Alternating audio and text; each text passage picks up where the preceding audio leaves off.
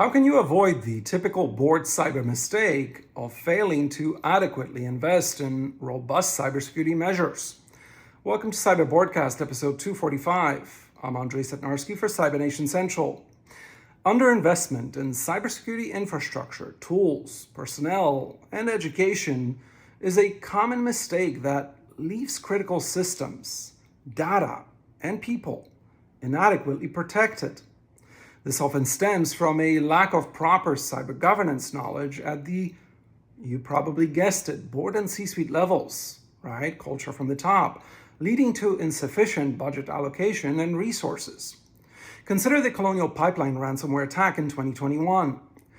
The company faced catastrophic disruption due to inadequate cybersecurity investment, resulting in fuel shortages, financial losses, and reputational damage, just to name a few.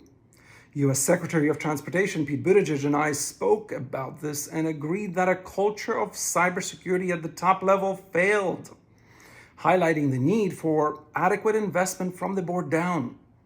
So how can boards and C-suites like yours fix this issue? Here's our quick solution playbook. First, allocate adequate resources. Reference best practices at cybernationcentral.com/cyberbudgets here. Ensure sufficient budget and resources are dedicated to not just cybersecurity technology, but the people side, which composes more than 70% of cybersecurity breaches, balancing from there costs with potential cyber threats.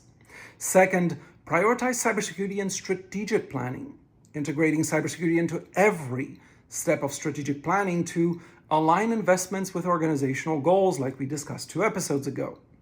Third, implement advanced security technologies, investing in technologies like AI, machine learning, and zero trust architectures to enhance threat detection and response.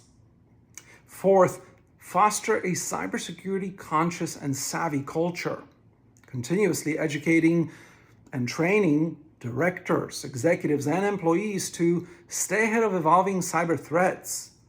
Let's emphasize directors and executives here, considering your much higher threat landscape that faces you.